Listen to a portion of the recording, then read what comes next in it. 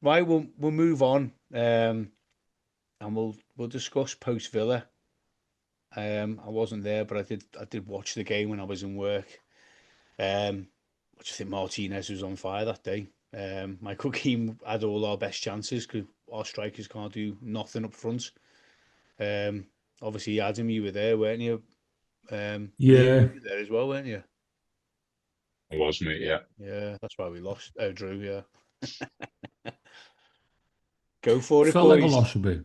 It felt like a loss a bit because it was, they were there for the taking, and obviously you see my messages afterwards. I wasn't really happy with the two up top, and obviously I'll reiterate that now. I think we've got two second in command strikers battling out for number one, and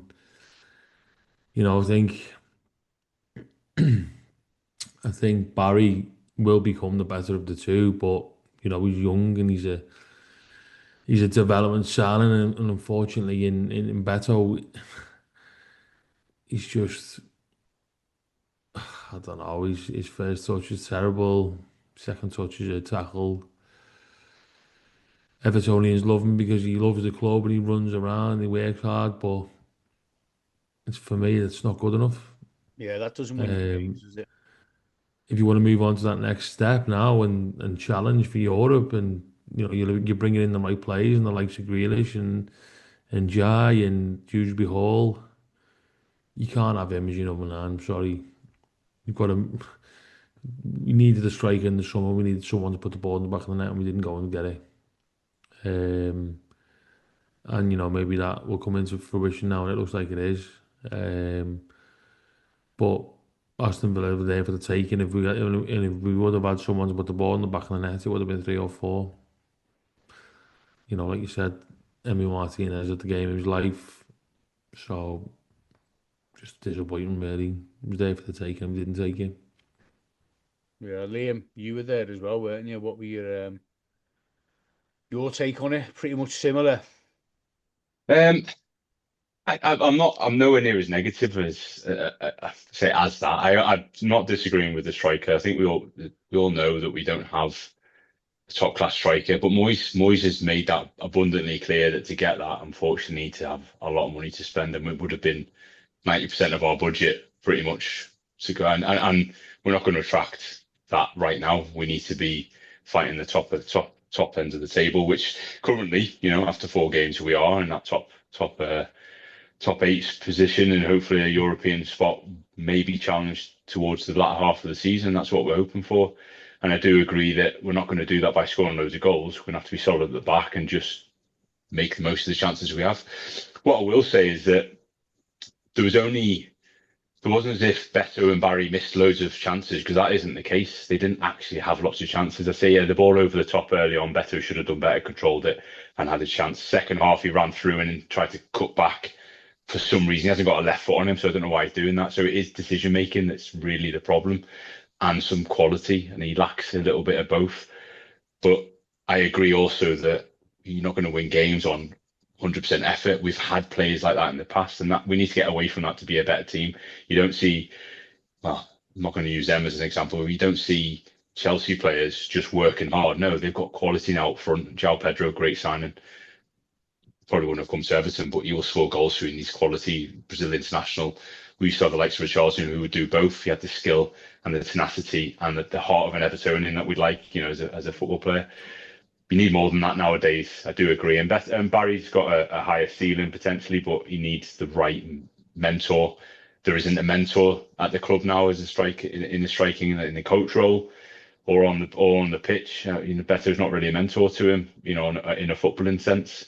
So I worry a little bit of how he's going to be brought on. Back in the day, we had players in and around the club. You can go for Big Dunk, technically gifted player as well. Everyone forgets that he was very technically gifted, and he knew how to play football the Everton way as well. If you want a bit of both, but yeah, we'll wait and see. Moyes has got a good track record of bringing younger players through and getting the best out of them. I think Jared Bowen came through very young. He's kind of an unknown hit at Hull before Hereford. And he's obviously now captain of West Ham, and he's a fantastic player. Slightly different, yeah. I get he's not an out-and-out striker, and Barry may well be turn out to be that, but The game itself, I was really happy that we controlled the game from start to finish. And all right, other than maybe a 10-minute spell, start of the second half, but Villa didn't create anything. And the only worry for me, and I'm sure it was everyone else, is that we were going to make a mistake, especially when we started to pass out from the back for some reason. I didn't get that because Michael Keane, yeah, he can play a diagonal as Kentucky, but they're not people to run out from the back and play it forward. That's Jared Branthwaite, and he's not in the team at the moment. So that was my only worry. Yeah, Jimmy can play, and he did all right at left back again. But we did miss his creativity or his guile in midfield for me because Dewsbury Hall dropped back deep and Jack Grealish did, and they then had too much space to run in, not enough space to run in because we were getting doubled up on, and he probably overplayed, and that's been the kind of theme of this week. But it's not as if he overplayed; it's just it wasn't quick enough for me, so we didn't create the space in behind. And when we did have the space in behind, Villa, to be fair, defensively weren't too bad, but keeper again, as he always does, he plays out of his skin. I think that's 5 clean sheets on the bounce Villa have had against us. Away from, I think it's away from home, yeah. So our gaff, which is the longest record I think they've ever had in their history. So it just says he turns up against Everton for some reason. God knows why. But yeah, I still take the positives. The first game I've seen in a long time against. So don't forget they were 6th last season, fighting Champions League. And we were by far the better team, regardless of how poor they started. Brentford beat them last night, but we looked solid defensively. Midfield was on top, and it's just trying to get them goals and create a bit more opportunities. We need to be a bit more creative as well. I'm not just going to dig out the strikers. They weren't exactly Dominic Calvert-Lewin chances, season in, season out, one-on-ones he was missing. That wasn't the case for me. So yeah, I'm content. Just want to pull you up on that last point that you just made. We had 20 shots with 2 on target. Understood, mate. But if you can tell me any of them chances that were clear cut and should have been goals, I'll sit here and look at the replays because I didn't see any chances that should have been clear cut. The amount of block shots as well, that block shot from the edge of the box that Martinez has somehow changed his footing to clear off. He clawed 2 off the goal line. Do you know what I mean? Grealish, wasn't it? That the Grealish one where it deflected. I think it was Grealish. Yeah, it's deflected, and it's a fantastic reaction. The save from I think it was Beto early on. He clawed it out, or was it Michael Keane again? I can't remember, but it was one of them, and he clawed it out under the crossbar. It's a brilliant save. And that Beto last save from Michael, post, it was, it was Beto on it. Post. And then you had the Keane's had numerous headers. So to be fair, for me, none of them were clear cut. That last header was great cross from Jack Grealish, pace on the ball. He just had to guide it. And unfortunately, he should. You're right, and that's where the striker. If it's a striker, you should be doing the same. I just don't remember, other than when Beto ran through and he's cut back, he should have just shot, and it probably rebounds. We have a tap in. That's the thing. If he would have, I don't get Beto. You're at a tight angle, but have a shot so the keeper has to do something or parry it out, and one of our players here to pop it in. Yeah. Or it goes and it gets parried out into the middle of the box and someone's there. But when I like Beto is he approaches the game in the right eye, but his touch. I mean, I couldn't believe what I was watching. The ball's come over and it bounces off him, and I'm like, and he's a Premier League striker. It's laughable, isn't it? It's laughable. Yeah, he can't be I found myself laughing at times because it was that embarrassing. Well, we all did. I was in the family enclosure at that end, and we generally all started giggling, like little kids. And it was sad because if it was later on in the game, we'd all be effing and blind. But because it was so early on, we were like, right. We felt good because we were creating chance fights. What a ball. Great pass. Oh, and I thought, how are they so open? There wasn't even a high line. It was just a really good pass, and he's miscontrolled it, knocked it out of play, and you could see he was angry with himself. But that happens far too often, and I'm not disagreeing with anyone that he is not good enough. He isn't good enough, but unfortunately, it's all we've got, and so we've got to back him. We can't get into the same rut of just digging him out because he sees it. He said he sees it, and it does spur him on. But eventually, it'll be like Calvert-Lewin all over again. Beto was coming that deep that Grealish and Dewsbury all were having a go at him because he was coming into their space. Did you see that? Yeah. But it happens. It happened at Mansfield even, and I'm only worrying to say, and even Wolves, he come quite deep a few times as well. If you remember looking back, he was deep, and Grealish was visibly quite annoyed with him. He's obviously not used to playing with players of of that lesser quality, maybe, which sounds rude, but it's not. I mean it in the nicest kind of way. But there's no striker in our, and there hasn't been for a number of years that has any sort of connection with any of the three behind. Decore, don't forget, was our top goal scorer for a number of years. McNeil as McNeil, well. Yeah. do you know what I mean? We've not had a striker as our top goal scorer, I think, since Calvert-Lewin, but that was a few years ago, and it was mainly penalties. He got seven, I think. And Jai was last season, so none of not in the last time a striker scored double figures, other than Beto, I think last season in all comps. It's ridiculous. It's not good enough, and we've known that for a long time. But you know how football works. We paid a lot of money for Beto. Realistically, I think his last year of his contract next, so for season I after think next. this was about You to know, say, I think we sell him in the summer. I think Moyes won't. Moyes will be. Yeah, I think he won't. He won't settle for it. He's going to push him on as he has done in the summer. The fallout. It wasn't a fallout. He's pushed him on. He said, right, this is what you've got to do. If you don't do it, we've got to sell you. The difference on the day was their goalkeeper. Let's be honest about it. If they didn't have their goalkeeper didn't have a decent game, we come away with 3 points. Our goalkeeper had nothing to do all game. Jordan Pickford might as well have brought a chair on in the second half and sat there and read a book. He had nothing at all to do that would have troubled him. Everything he did put in, you'd expect him to deal with. Their goalkeeper was having to pull worldies off to keep us out. So the difference for me between the two sides on the day was the goalkeeper. Another point as well is I was also feel that Jack Grealish should have had a lot more free kicks than what he was getting. He was getting kicked an awful lot during the game. Nobody seems to be talking about that. I don't understand why not. There was one, wasn't there? Modern day game, if it happens with a United player, with a City player, with an Arsenal player, or with a Liverpool player, they're all screaming for it, and the games get stopped and it's going to VAR. But yet, again, it's happening to us, and nothing's even been said about it. Jack Grealish was physically getting annoyed. You could see it on the pitch. He was getting physically annoyed.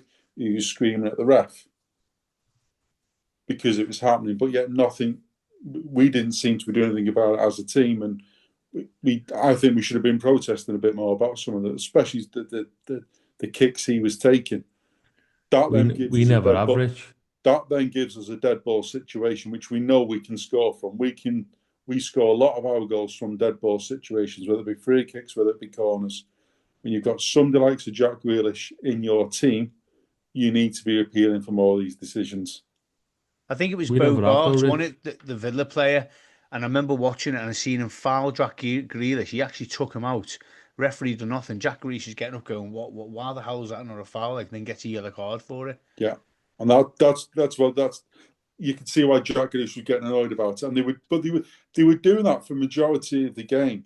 And we're going to find for the rest of the season, we're probably going to be in the same situation. A lot of teams, when they're facing Everton, will put two players on Jack Grealish.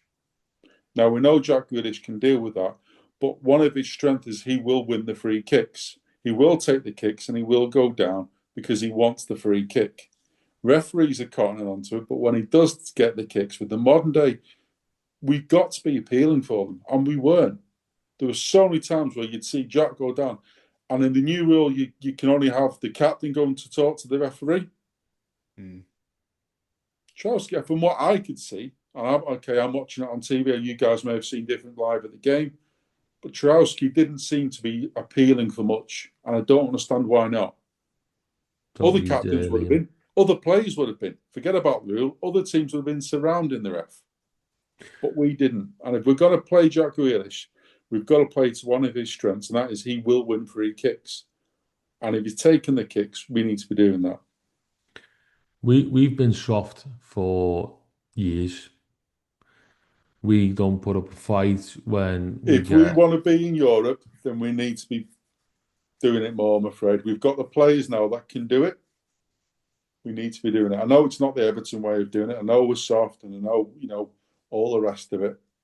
But if we want to be in Europe, then that's what we need to be doing now. We need to be saying to ourselves, one of our strengths is we can score from dead ball situations. Why aren't we appealing for these? We've been soft for years. I've said it for years. People go down and they're all surrounding the ref, and we're just like, oh, it's okay. Yeah. Get back up. Yeah. Shake hands. Yeah, It angers me. It's angered me for years. yeah. We'll even give you the ball back if you ask nicely. We do though. It's not even funny because we do. Yeah, It's and just that's what I'm saying with the likes of Jack Grealish in our side, and even Ndai to an extent as well. yeah, similar player. He can win us a lot of free kicks. And at that point, we're not relying on our strikers to score the goals because we can flood the box with the big lads. Well, Yeah, that go on, Liam. What are you going to say? the ref was terrible. He set the scene straight away when Tarky went through Rogers. Look, all right, on the day, yeah, all right, it's just on the halfway line, so I can't see perfectly. But it looked like a crack attack. He won the ball. Yeah, he took a bit of the player, but that's football. But looking back on the replays, he hardly touches him. He's not high either. It's just a strong challenge. It's a centre back winning the ball from an attacking player. And we would have been on the break again, and Jai gets the ball and he's straight against the defence, and likely he's going to create a chance. That the ref straight away, as soon as that happened, I think it's 18, 19 minutes in the game, he set the scene. So he didn't give a lot from then on for softer challenges, if you like. And it was poor. And Jai got pulled left, right, and centre from Dinya. Dinya could have been off. He was booked. Matty Cash could have been off. He was booked early on. Timmy Rabunin probably could have went as well, to be fair. He Didn't pulled a Matty few Cash? challenges, but He got booked, and then he put a questionable tackle in, and then he took him off straight away. yeah, he did. Yeah, and you could see. Obviously, I could see straight down the line, so you could see their manager. What's his name? Freaking Emery. You could see Emery straight away. Similar to what other managers do at the top end. They go, Well, "I'm not taking the it risk." was Kirkers last week, wasn't it? Kirkers should have Yeah, been yeah, sent off. yeah. Half an hour won it, and he should have. But Matty Cash did. He slid in, mate, and he gave a foul Yeah, away. I yeah, think he it's against did. That Grealish, should have been a second yellow, and he should have been off. and I And generally he think was he should have pulling been. shirts as well. He was pulling shirts. Yeah, Nothing for it, but if they've got to play dirty at Bramley Moore, haven't they, to try and grind out a point? So that's their tactics. So from an Everton point of view, for me, we defended brilliantly. Our keeper had nothing to do. If your keeper's been bored all game, then you know you've done something right. You've not got too many concerns. Our concern is the other end. We've highlighted that we're struggling for a striker. How else are we going to score goals? We've got a squad there that can score goals from dead balls. So we just can't be relying on the corner kicks and to an extent that the throw-ins as well. Or do you play a false nine? We've got to be trying to get as many free kicks as we possibly can in and around the area. And we've got two of the best players in the Premier League for me that can do that in Grealish and I. Do you bring Dibble in and play Njai in a false nine? You could do, yeah. you could. Yeah. You could. He's great at holding the ball up. And you might see that. You might see that against the one thing that Beto though brings. He has got genuine pace. Yeah, he's chaos. Yeah, chaos, and he is pacey. And it is true. We're actually not blessed with pace still. He'd be best being an impact player, wouldn't he? He'd be best coming off the bench, Beto, 20 to go, to really rag the defenders and get them pulling them left and right. Well, especially if we're talking about the game, I know we might move on to that, but quickly, if we're playing a team that's going to come up press high, like a Liverpool, City, Arsenal, we're playing a little bit low, not a low block fully, because Moyes won't do a low block fully. Not like Burnley in the weekend. I think he'll play like a mid block and looks to counter. But when you've got someone who can come on last 20 when a team's trying to score against you, especially at Anfield or at the Etihad or Emirates, because they have to win the game. They're fighting for the championship. They have to win the game. And it's 0-0 with 20 to go. And we bring on someone like Beto, who's just going to be in and behind all the time. Like he did for Udinese. He scored a lot of his goals. Long balls, counter-attacking football, over the top, spreading the play, opening the pitch up. And he did that at Anfield last season. He should have scored a couple offside, and then obviously missed that chance, and he should have. And that's the problem. And I think that's what Adam's on about. Maybe it didn't happen at Villa, but it will happen in the next few games coming up, no doubt. Where I think Beto starts Saturday. I think Beto he probably starts. will. He probably will. Saturday, I'd start Beto purely from the point of he's a physical player and Van Dijk doesn't like physical. Well, battles. Van Dijk didn't handle him last time, did he? Couldn't handle him, didn't know what was going on. Van Dijk doesn't like physical. If you've got a physical attacker, he doesn't like it. And that's what I mean about chaos. He was chaos last time, and he couldn't handle it. I would start Beto, and I'd do the opposite. I'd be looking to give Beto probably 80 minutes, because you're not going to play 10 minutes extra time minimum, aren't you? at Anfield. So bring somebody else on with 10 to go, with then you're playing the extra time. You're probably playing 15 minutes. I actually think bringing Barry on last against Villa changed the game in swing of Villa, because you didn't get the running off Barry that you did off Beto. He's a bit too lightweight, Barry, at the moment. Where Beto's got a bit more about him physically. But when it comes to the derby, so we can move on to that because we've spoke about it now briefly. I think it's going to be a big test for us against them, because obviously they're grinding out results even though when they're playing terrible. But I've got a bit of hope that we could be the first team to beat them in the Premier League this season. I really think we could. Defensively, we look solid. I've got to think that way, because they've not been great. They control the game against Burnley, but that was Burnley's own doing, given the way the penalty, and that they've been stuffy like that this season. So I think if we go at them, and their defense isn't great, it's not fantastic. Van Dijk. It's an aging defense, isn't it? That's why they wanted Gay, and it didn't come off. Yeah, that's going in our favour, that with them having. But I also think we've got the psychological block of it's Anfield. There's just something about that Devil's club at that Devil's ground that we just can't fathom.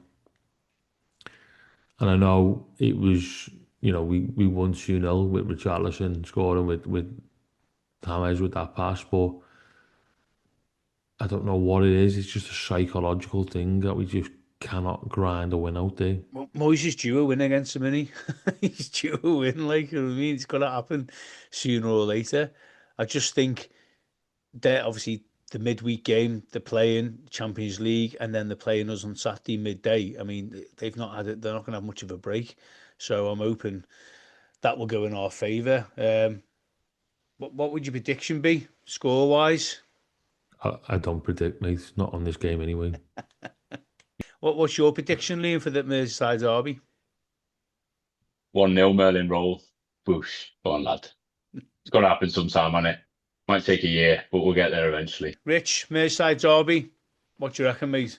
I'm going to go for either a 1-0 Everton, or I'm afraid a 2-1 Liverpool. I'm going to go with 1-0 Everton, but it wouldn't surprise me if it's 2-1 Liverpool, I'm afraid. But no, I like yourself, though, Chris. I just feel that we're due a win there. And I think if we can go, they're there for the taking at the moment, aren't they?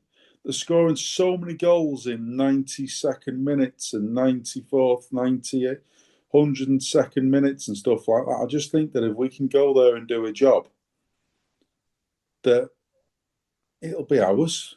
And I don't think they'll be looking forward to Everton coming to them. I think in the past they'll have probably looked at it and thought, actually, we'll be chalking this one up as a 3 points for us before we even kick the ball. I bet you're not doing that at the moment. Nah, because they are struggling, aren't they? They're not as Once fluid. again, they're going to have to put two defenders on Jack Grealish. If we've got Beto in the middle, that's going to take out Van Dijk. He doesn't want to be battling.